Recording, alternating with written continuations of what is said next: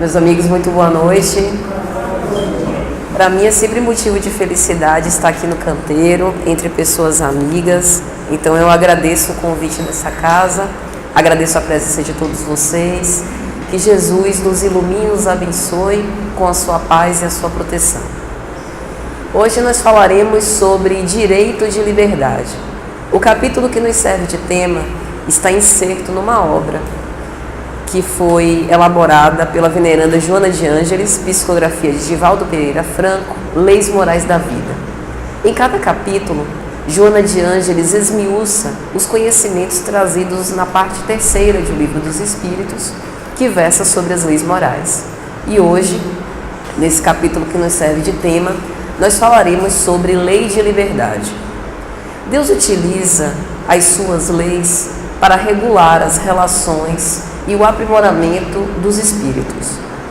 Isso significa que nós não fomos criados a esmo. Nós temos uma finalidade, e a nossa finalidade é a perfeição.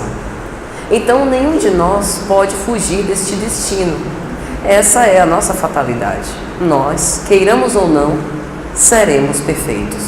Por isso a exortação do Cristo, quando no Sermão da Montanha disse: sede, pois, vós perfeitos, como o vosso Pai Celestial é perfeito. Mas se nós já fomos criados com uma finalidade, onde é que está a nossa liberdade de contrariar isso? Porque se nós temos legítima liberdade, isso significa que nós podemos optar por ir por esse caminho ou trilhar um caminho diferente. E é por isso que enganosamente, equivocadamente, muitas vezes a própria sociedade na qual nós estamos imersos tenta nos vender que liberdade é fazer tudo aquilo que eu quero, mesmo que eu não possa. Mas com Jesus, a liberdade é sumamente diferente. A liberdade é fazer tudo aquilo que eu devo e com uma finalidade, com uma felicidade muito grande, pois como ele mesmo disse, o Filho do Homem veio para fazer a vontade do Pai que está nos céus. Então hoje nós vamos entender como equacionar essas coisas e como eu posso ser feliz fazendo aquilo que eu devo, de acordo com as leis divinas, ainda que por hora eu não queira. Para citar um exemplo, vejamos o caso de um pai ou de uma mãe educando uma criança. Se nós dessemos a essa criança plena e total liberdade para que ela fizesse tudo aquilo que ela quisesse, possivelmente ela encontraria o túmulo antes de nós. Então nós as educamos, nós damos para ela ensinamentos, fazendo com que elas vão à escola, tenham horário certo para comer, horário para dormir, para fazer as suas necessidades. E assim nós agimos mais ou menos como uma lei de amor age para conosco, nos dando uma relativa liberdade, embora nós estejamos sob a tutela divina, observando-nos, anotando na nossa consciência aquilo que a gente pensa, aquilo que a gente faz e as escolhas que nós tomamos até um determinado ponto. É por isso que o livre-arbítrio é essa liberdade relativa a cada patamar evolutivo ou evolução moral de nós espíritos nessa escalada ascensional. Muitas vezes, antes de reencarnar, no nosso planejamento reencarnatório, nós mesmos escolhemos o gênero das provas com que seríamos defrontados aqui nessa existência. Mas na hora do testemunho é sempre mais difícil. Na hora de escolher as provas e de perceber que elas vão nos levar para um desenvolvimento importante para a nossa condição espiritual é fácil. Mas na hora em que se está no fogo cruzado, na prova de fogo, é sempre mais difícil ter esse tipo de reflexão. E assim, nós fomos criados simples e ignorantes, perfectíveis, mas com a livre e espontânea vontade para nós mesmos escolhermos o nosso caminho. Deus nos deu uma diretriz, que foi a nossa consciência. Então, a consciência do ser espiritual, nela, está inscrita a lei de Deus. Por isso que intimamente nós temos uma vaga intuição, não apenas da presença de Deus, mas daquilo que é certo e que é errado. Mesmo que o nosso ambiente cultural, a educação, a sociedade onde nós estejamos internados, não expose esse mesmo direcionamento, esse mesmo discernimento do certo e errado como está na nossa consciência. O que eu estou querendo dizer? Às vezes algo me é lícito, mas conscientemente é como se um aguilhão, um juiz interior me desse uma intuição que aquilo que eu posso fazer, eu não devo fazer. Veja que essa liberdade, ela vai ganhando fases muito específicas à medida que nós vamos progredindo moralmente. É por isso que se diz que quanto mais nós progredimos moralmente, mais somos livres. Mas é um paradoxo, porque quanto mais nós progredimos moralmente, mais nós escolhemos pelo bem. É quase uma escravidão por amor. Como no caso de célebres bons espíritos, para citar um exemplo, Bezerra de Menezes, que não precisava mais reencarnar na Terra, mas opta permanecer próximo à crosta terrestre para nos incentivar e estimular a fazer o bem. Ele teria a liberdade de alçar plenos voos, de reencarnar de uma forma mais tranquila, mais feliz, em mundos superiores, mas optou, por amor, a continuar conosco. A liberdade tem dessas nuances. Então, para que a gente possa entender melhor, eu me lembrei de uma história que está no capítulo 21º de João. Foi a terceira aparição de Jesus aos seus apóstolos após a sua ressurreição. Simão Pedro, junto com alguns dos seus apóstolos, foi pescar. Ele acordou de madrugada, passou a noite inteira tentando pescar e não apareceu um peixe sequer. Já próximo do amanhecer, algo frustrado, cansado de reiteradas vezes lançar as tarrafas ao mar, ele vê um homem com o cabelo caído na altura dos ombros, a Nazarena, na margem do mar do Tiberíades. João, que foi o evangelista que anotou essa passagem, também observou e intimamente achava que aquele se tratava de Jesus. Então, de lá da margem, aquele homem, ainda misterioso, não identificado, diz: lança a rede à direita do barco. E Simão tenta redarguir, mas nós passamos a noite toda fazendo isso e não pegamos peixe algum. Lança a rede à direita do barco. Ele aquece, e ao lançar, era tanto peixe que foi necessário mais braços fortes para arrastar até a areia. E quando Simão Pedro foi se aproximando, percebeu que efetivamente se tratava de Jesus. E Jesus faz uma pergunta para ele: Pedro, tu me amas? E Pedro, relembrando a negação que ele fez quando Jesus foi preso, responde que sim. Então Pedro, apacenta as minhas ovelhas. Jesus repete a pergunta por mais 2 vezes, como que fosse reavivando nos sentimentos de Pedro que o amor perante as dificuldades é o que nos vai dar a certeza da nossa salvação. É o amor, é pelo amor que nós enfrentamos todas as tribulações por quais passamos na nossa vida. É pelo amor que a gente vence. E aí já no finalzinho, Jesus vai dizer assim: em verdade eu vos digo que quando eras jovem, tu te vestias, tu te alimentavas, mas chegará um momento, quando fores velho, que outra pessoa te alimentará, outra pessoa te vestirá, e você irá aonde não queres ir.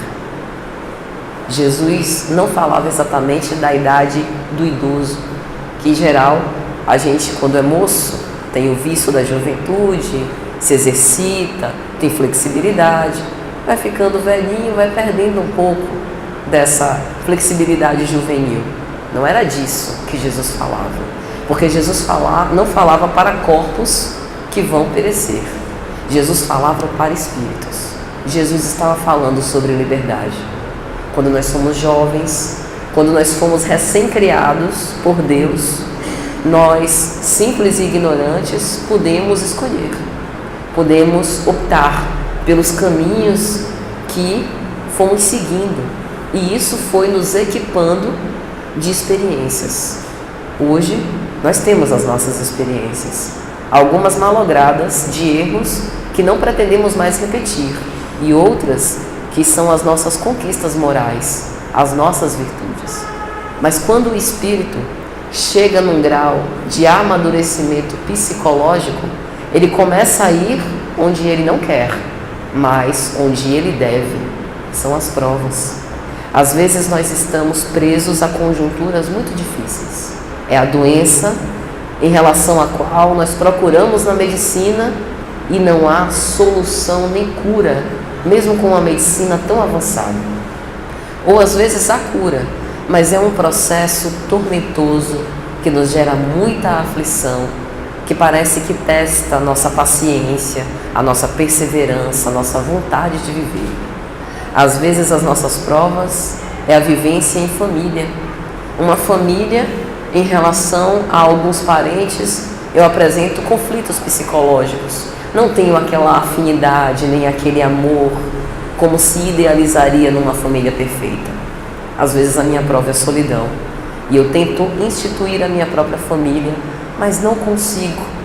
Às vezes é a pobreza material, a penúria em que eu trabalho, dou tudo de mim para crescer na vida, mas sempre tenho aquela velha dificuldade.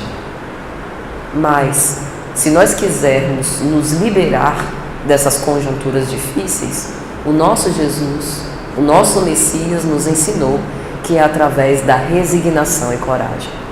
Permanecer nessas provas e enfrentá-las com desassombro, com otimismo, sem deixar que o desânimo se acerte de nós e nos faça desistir.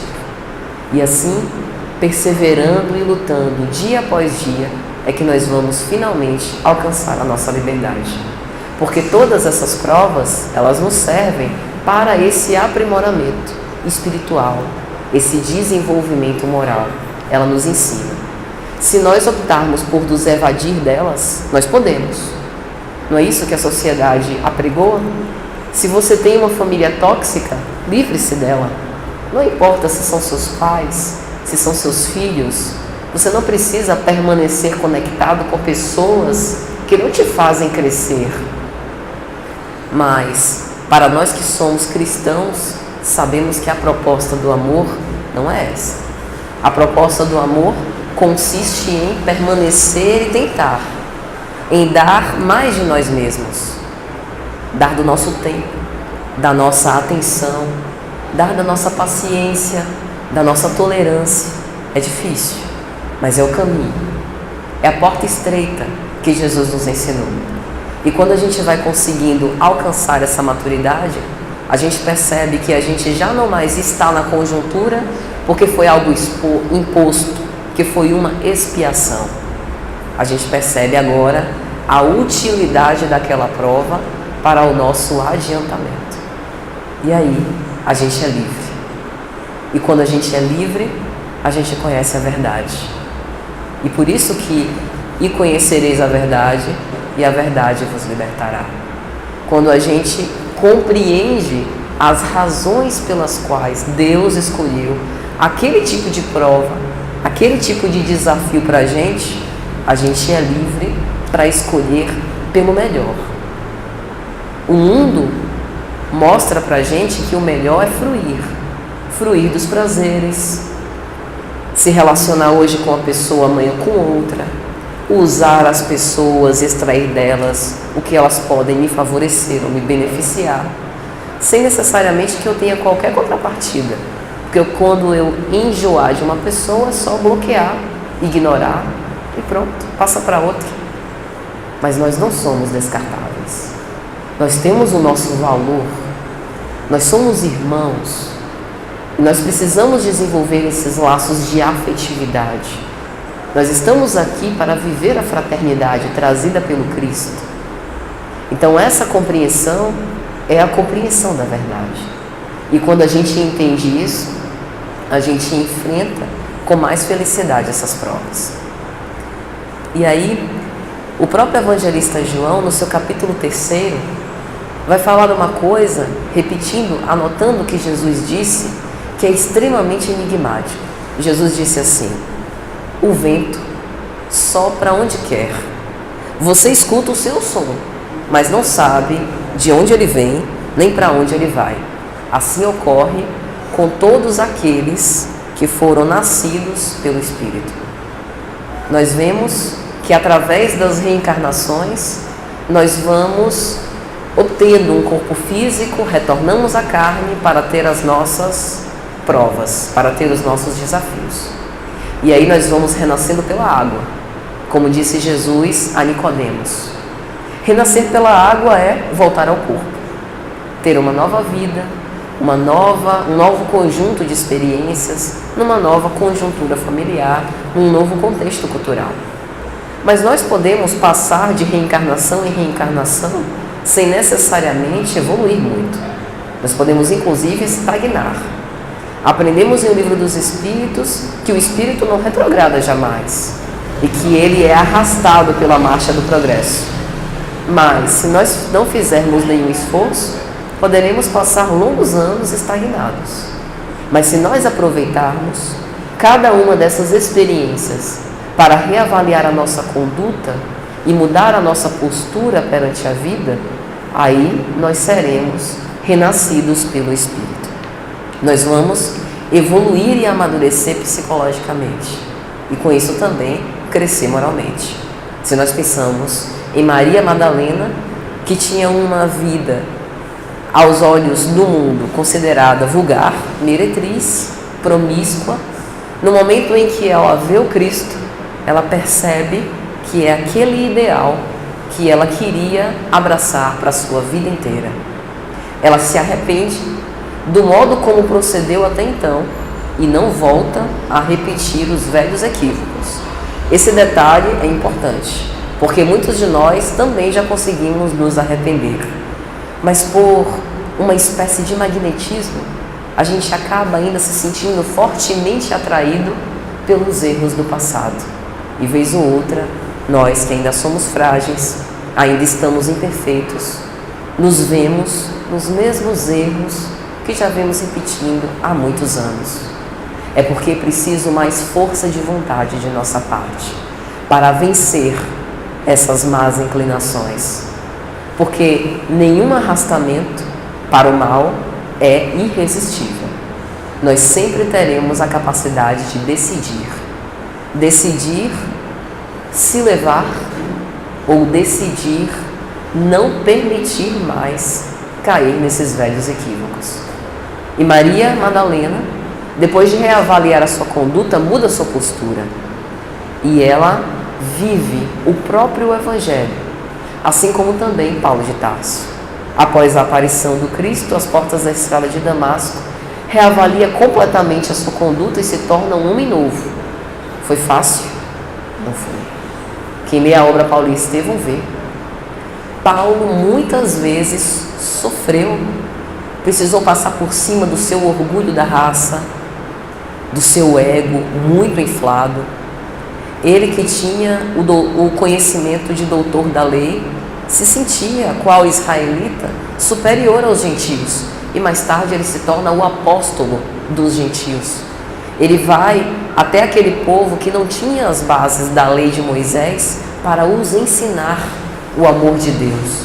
Veja o quanto esse homem cresceu. Maria Madalena, Paulo de Tarso, não são prediletos divinos. Eles não tiveram nenhuma vantagem adicional do que nós. Eles foram feitos de carne, tiveram experiências no corpo físico, tal qual nós também tivemos. Mas houve algo diferente deles: poder de decisão, o querer, a liberdade de escolha, uma liberdade que nós também temos. É por isso que na questão 120 de O Livro dos Espíritos, Kardec vai perguntar: é imprescindível que o espírito, enquanto evolui e progride, passe pela fieira da maldade? Ou seja, necessariamente a maldade já fez ou ainda faz parte da nossa essência? Que pergunta!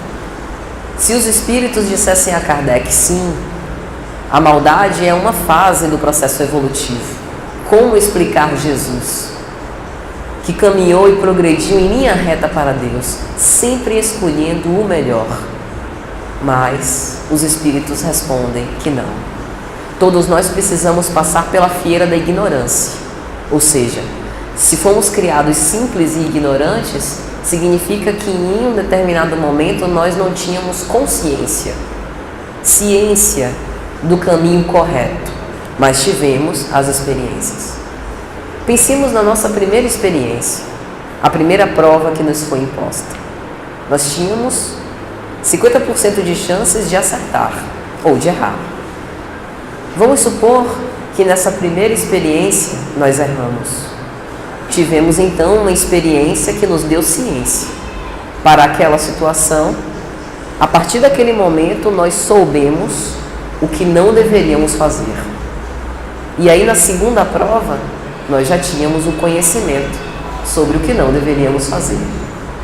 Vocês concordam que se erramos de novo é porque de alguma sorte nós escolhemos pelo caminho que já sabíamos que não deveríamos ir por alguma razão, por teimosia, por insubordinação, para ver o que acontece, curiosidade, por qualquer motivo, por maldade. E assim nós fomos colecionando essas experiências e os débitos vieram juntos. Mas como o amor cobre a multidão de pecados, nós sempre temos chance para reavaliar em qualquer momento da nossa marcha. E hoje, dotados desse direito de escolher, nós podemos optar, a partir de agora, por bem escolher, nos afastando desse caminho que só nos traz infelicidade. Porque como Kardec vai dizer na obra O Céu e o Inferno, o espírito padece das suas próprias imperfeições. Isso significa uma coisa muito simples. Nós só somos infelizes porque somos imperfeitos. Os espíritos perfeitos são necessariamente felizes. E se nós temos o direito de liberdade, significa que a felicidade está nas nossas mãos. Se a partir de agora nós tivermos essa força de vontade, por sempre andar alinhados de acordo com a lei divina, nós seremos felizes, porque nós já vamos aurindo os benefícios do bem proceder desde a vida presente. Nós sentimos isso quando nós perdoamos. Quando aquele que nós muito amamos reage com ingratidão e nos despreza, nós sentimos uma mágoa, uma angústia indescritível. Mas se nós tivermos coragem suficiente para rememorar aquela cena dolorosa e tentar pensar que talvez naquela época a pessoa que reagiu dessa forma para comigo não tinha ainda experiência suficiente, não tinha maturidade suficiente, fui imperfeito como eu também sou. Assim como ele me magoou, provavelmente eu também magoo outras pessoas e eu nem sei. Será que não vale a pena perdoar? Porque ao perdoar a gente se liberta. A gente quebra o grilhão que nos prende à mágoa e que nos deixa padecendo de uma infelicidade que na verdade não nos pertence. Porque se nós fizemos o bem àquela pessoa, deveríamos nos regozijar por isso e deixar a ela o direito de reagir como quiser. Isso também é direito de liberdade, porque é muito comum a gente pensar na nossa liberdade e a liberdade do outro. Como nós todos somos filhos de Deus, tem liberdade para todo mundo. Do contrário, Deus seria plenamente injusto, dando liberdade para alguns em detrimento dos outros. É por isso que a justiça divina se baseia na máxima, como Jesus: não façais ao outro aquilo que não quereríeis que fizesse para convosco. E às vezes a gente esquece isso nas relações diárias. Quando a gente se irrita por alguma razão e despeja a agressividade em alguém, quem é que gosta de ser tratado com azedume, com acrimônia e com agressividade? Ninguém gosta. Mas naquela hora, o desafio é controlar esses impulsos. Veja como a liberdade tem essas nuances. Se eu tenho a liberdade, por que eu não posso fazer tudo o que eu quero? Porque nesse momento você fere a liberdade do outro.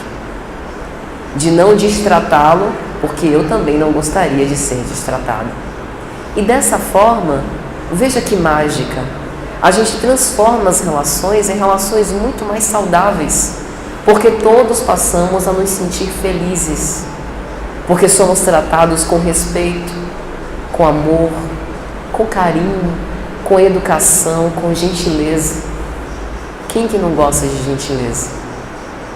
Então, os ensinamentos de Jesus nos mostram como que nós podemos aproveitar essa nossa liberdade para crescer, para renascer pelo Espírito. O apóstolo Paulo, na sua epístola aos Colossenses, capítulo 4, versículo 18, diz: lembrai-vos das minhas prisões.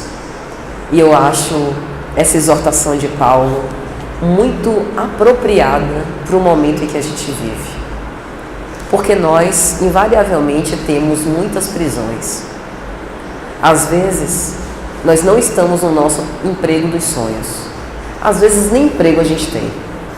Porque a situação social, política, econômica, bastante difícil, às vezes a gente passa por esses reveses. As prisões representam essas situações que nos atam, que nos prendem a determinadas circunstâncias, que a gente tem que passar por aquilo.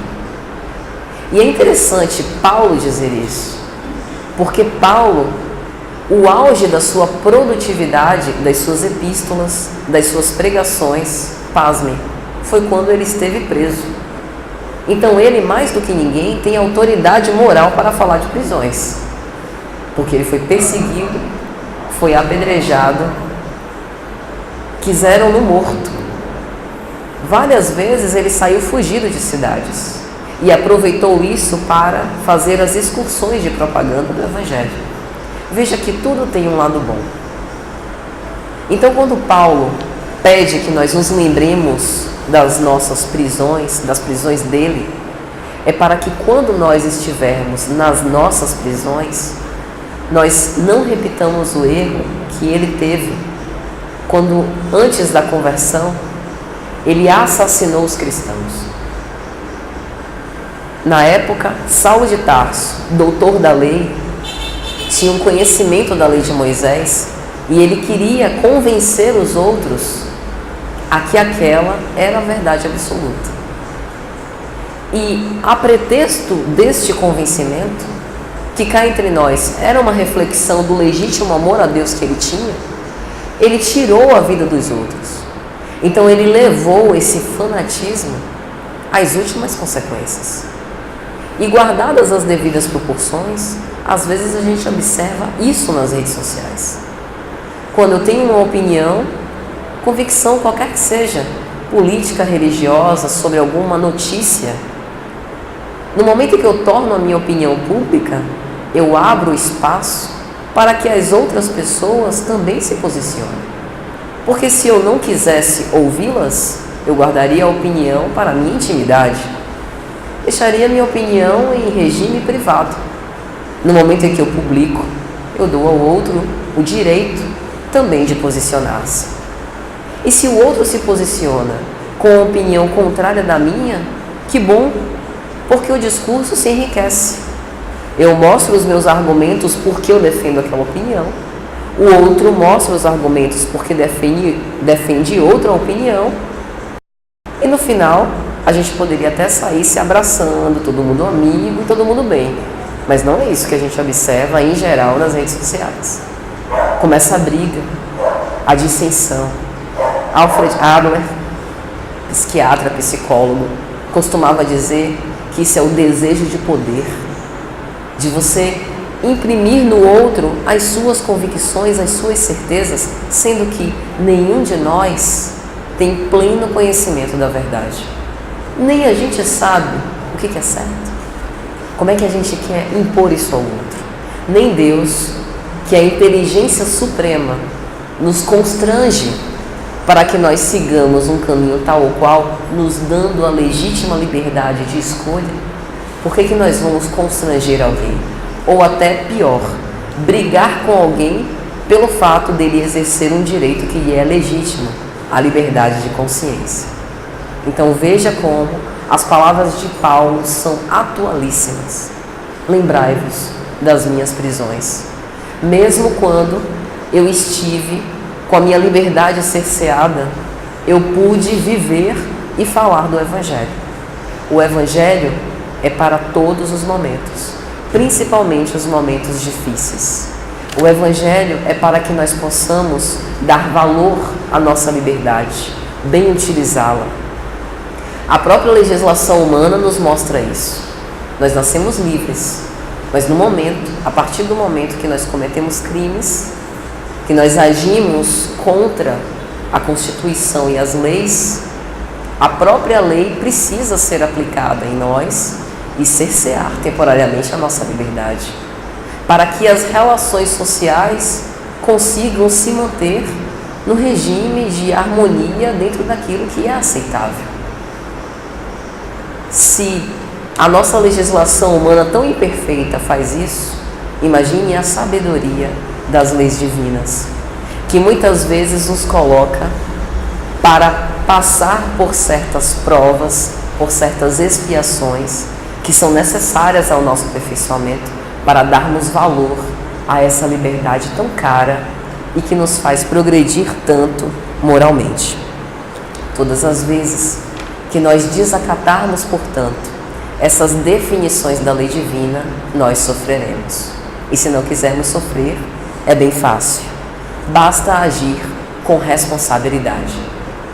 Tem uma obra de Joana de Ângeles intitulada Jesus e a Atualidade.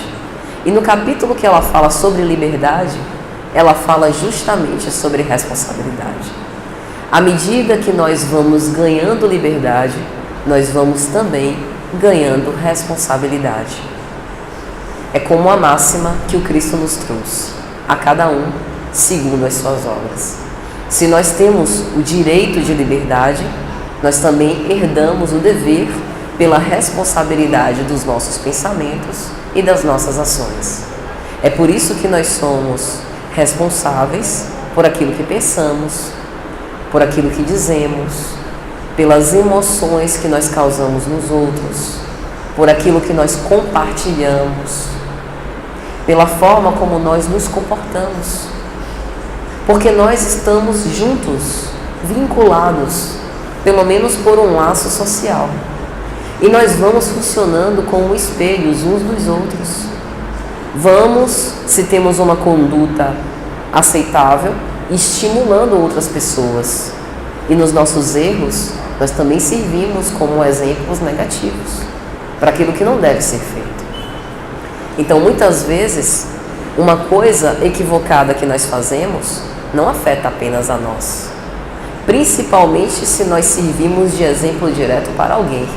Imagine um pai em relação ao filho. Há muita responsabilidade nessa honrosa tarefa. Imagine um político à frente do seu povo e aí por diante.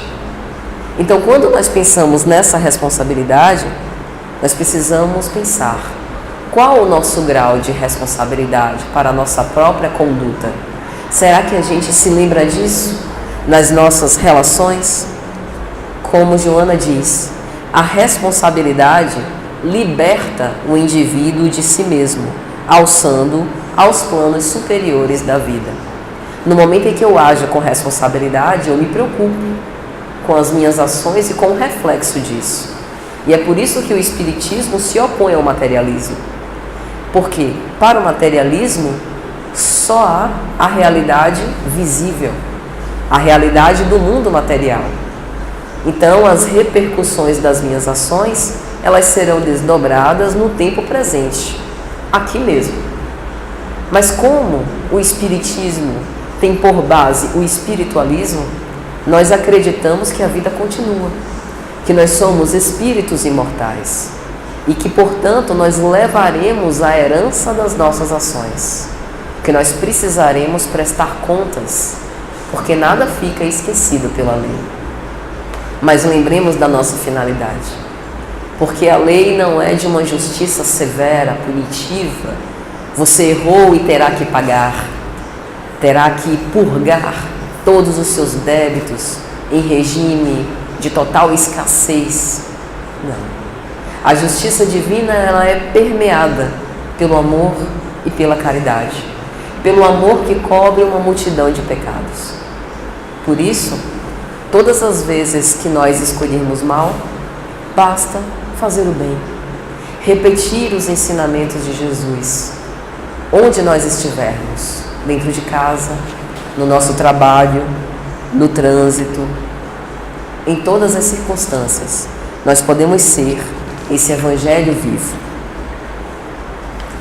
E assim, à medida que nós vamos nos esclarecendo e progredindo intelectualmente, porque o progresso, ele se dá com duas asas.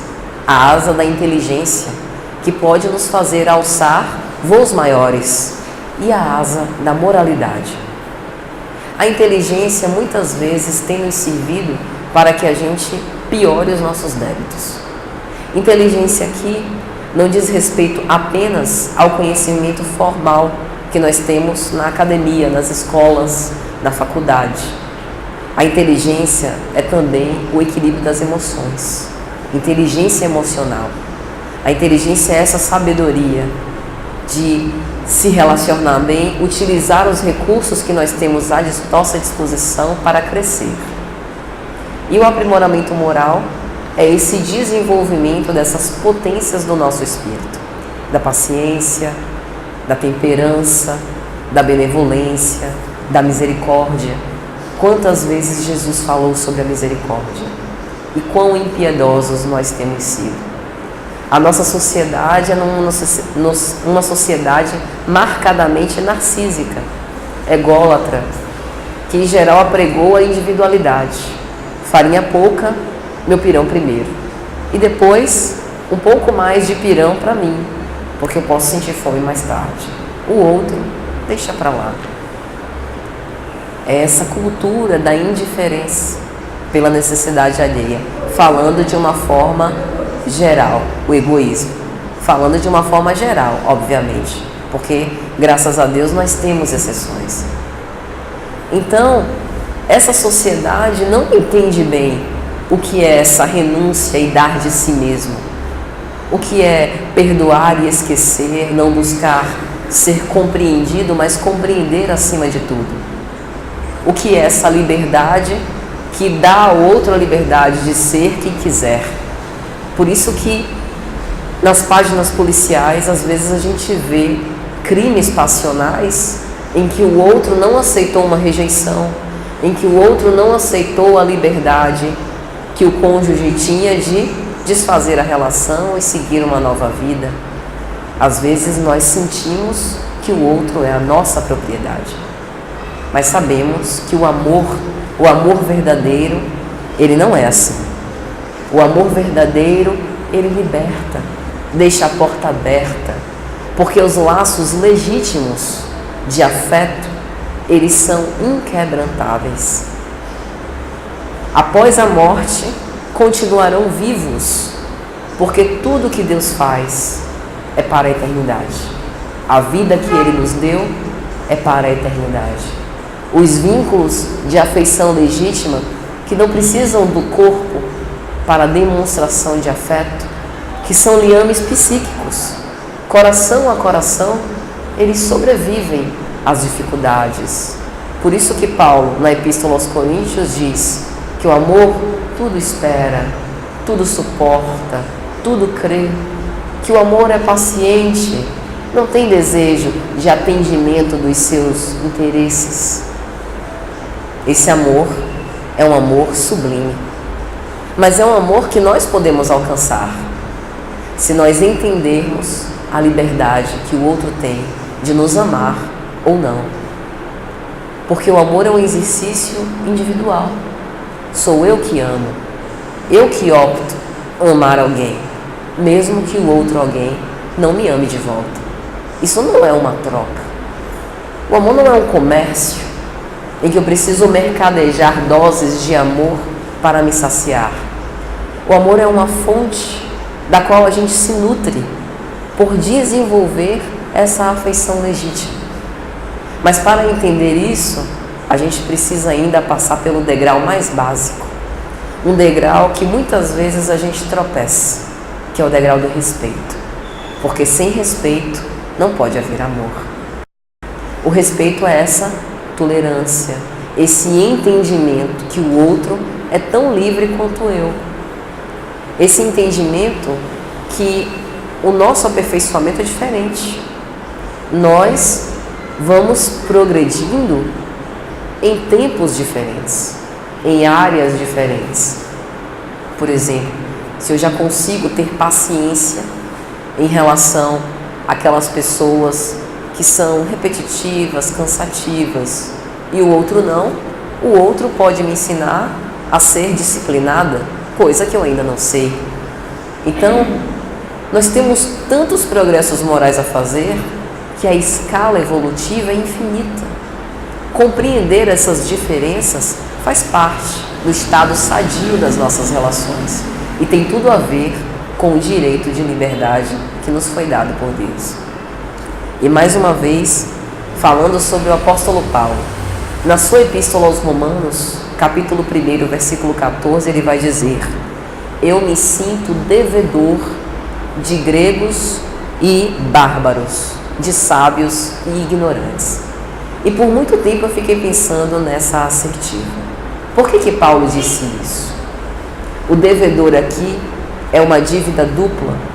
Sabe quando nós dizemos que nós nos sentimos devedores pela vida que os nossos pais nos deram?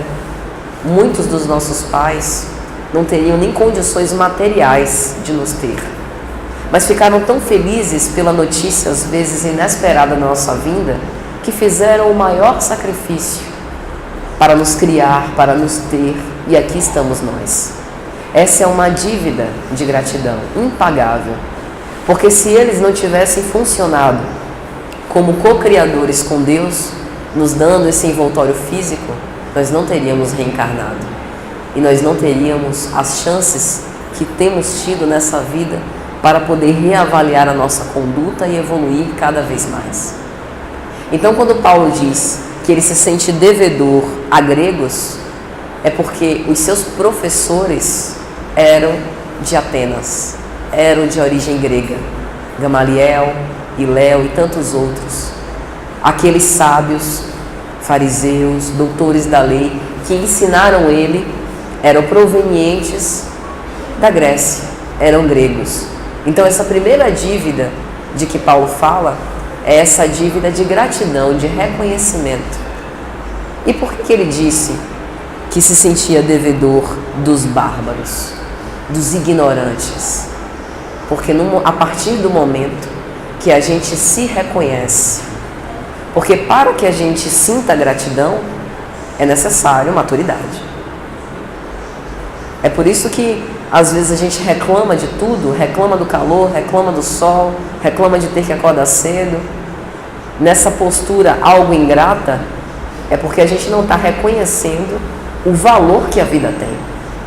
O valor daquele sol que nos energiza, que é tão necessário para as plantas, que mais tarde vão ter as frutas e verduras da nossa mesa. Então, para sentir gratidão é necessário reconhecimento e maturidade psicológica. E Paulo, quando ele escreve isso, ele já tinha isso. E quando a gente sente gratidão, a gente se torna responsável por aqueles que sabem menos do que nós, por aqueles que ainda não despertaram. A gente se sente compadecido, porque nós já fomos bafejados pela verdade. Nós já temos esse conhecimento que nos faz bem, que nos fez despertar. E agora nós sentimos vontade de ajudar os outros também a despertar. Então é por isso que ele dizia sentir-se devedor dos ignorantes. O dever de ajudá-los. Por isso que ele se converte mais tarde no apóstolo dos gentios. Indo de cidade em cidade. Pense, aquelas cidades politeístas que cultuavam os deuses. e ele chega para falar de Jesus. E muitas vezes foi bem aceito. Pela linguagem de amor com que ele utilizava, pelo seu verbo firme e eloquente. Nós também devemos nos sentir devedores de quem ainda não tem os conhecimentos espíritas como nós temos, principalmente se essas pessoas conviverem proximamente conosco. Por isso que São Francisco de Assis, na sua oração, diz, que eu possa compreender mais que ser compreendido. Por quê? Porque nós já temos esse entendimento. Nós já sabemos muito. Agora nos resta viver. Essa é a nossa liberdade. Tendo todo esse patrimônio nas nossas mãos, o conhecimento da continuidade da vida, da imortalidade da alma, da justiça das aflições, de que Deus nos ampara, nos inspira, de que nós estamos mergulhados na psicosfera do Cristo, de que tem servido tudo isso? Servido para que nós possamos melhorar e evoluir cada vez mais? Ou nós estamos contraindo novos débitos? Precisamos pensar sobre isso. E aí, quando Kardec fala sobre lei de liberdade, na questão 825 ele pergunta se a liberdade é um direito natural. E os espíritos vão responder: sim, ela é natural. Isso significa que todos nós nascemos livres, mas já sabíamos disso. A própria Constituição assim reconhece. Só que tem um porém. Mas a liberdade no mundo, ela não é absoluta. E é por isso que a gente entende o que João copiou daquilo que Jesus disse, que o Espírito que sopra onde quer, o vento que sopra onde quer, foi aquele que renasceu pelo Espírito. Quando nós estamos no mundo, nós estamos presos ainda às nossas necessidades de reparação. Nós precisamos passar pelas provas. Temos a opção de vencê-las ou repeti-las. Cabe a nós. E ela não é absoluta porque nós temos o outro. Então o nosso direito vai até onde começa o do outro. Mas à medida que a nossa decisão se alia com os desígnios de Deus, nós entendemos a nossa finalidade. E aí nós somos cada vez mais livres. Mas aí só nos resta mesmo uma opção, que é fazer o bem. Essa é a nossa destinação. Fazer o bem, escolher sempre o melhor, porque nós somos escravos por amor. Joana de Ângeles utiliza essa expressão em outra obra, Viver e Amar. Ela vai dizer que no mundo há muitos agentes escravocratas. Os vícios, a sexolatria, a drogadição, o consumo desenfreado de bebidas alcoólicas, dos remédios para dormir sem tratamento médico, por livre e espontânea vontade. Mas Jesus nos propõe uma escravidão diferente. É aquela escravidão que nós somos mantidos por amor. É o fardo leve e o jugo suave que Ele nos veio trazer. Fazer o bem a nós mesmos e ao outro, para colher esses frutos de liberdade. É assim que nós vamos, então, progredindo aos olhos de Deus. Mas saibamos que sempre teremos as nossas escolhas. Como dizia Cora Coralina, sempre me caberá o direito de decidir entre chorar ou sorrir, entre ficar ou partir. Não importa a conjuntura na qual nós estejamos. Mesmo aquelas pessoas que estão presas numa cama, sem poder se mexer, que estão em coma, mesmo aquelas pessoas que estão numa situação bem difícil, das expiações físicas, mesmo assim, a gente pode sempre decidir entre se lamentar ou procurar elevar os nossos pensamentos de Deus e agradecer pela experiência. Tentar avaliar o que aquela experiência tem a nos ensinar. Seja paciência, seja resignação, seja tratar as pessoas melhor. Às vezes, a nossa prova é como a de Jó. Lembra Jó, do Antigo Testamento? Um homem que tinha tudo, senhor de terras, tinha uma família feliz, filhos saudáveis, Satanás para o tentar na sua fé. De tudo ele é expoliado. E Jó, naquele momento crítico da sua existência, ao invés de blasfemar contra Deus, porque eu, diz, o Senhor me deu, o Senhor me tirou. Esse sentimento de humildade, por acreditar-se criação, por acreditar-se filho de Deus, porque nenhum de nós jamais estará desamparado. Então as provas às vezes são para testar esse nosso grau de confiança. Sempre me causou forte impressão por que os apóstolos se sentiam arrebatados pela mensagem do Cristo.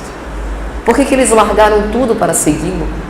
Jesus passava pelo mar do Tiberíades e chamou André e Simão Pedro: vem ser pescador de homens. Eu acho que eu riria se alguém falasse isso para mim, na minha atividade profissional. Vem ser pescadora de homens. Vai até o escritório de Mateus, Levi, vem recolher os tesouros do céu. E eles foram.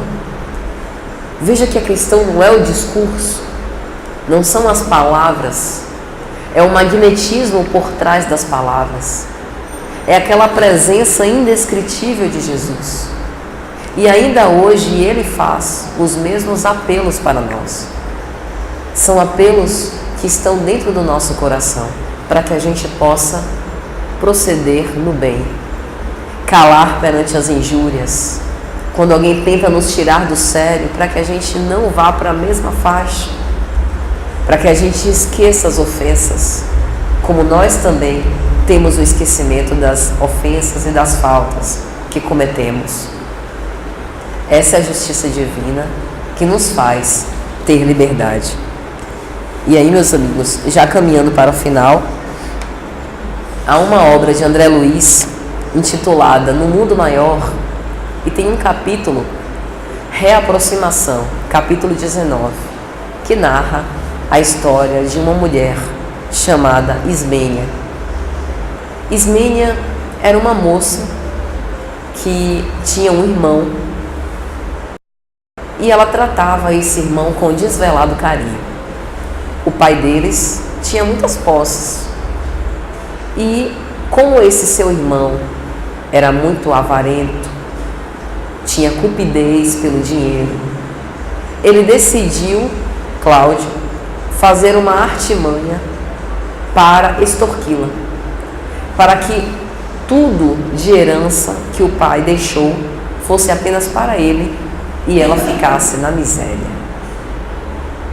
Ele gostava dela, ela era irmã dele legítima, mas os bens materiais estavam acima de qualquer relação familiar para Cláudio.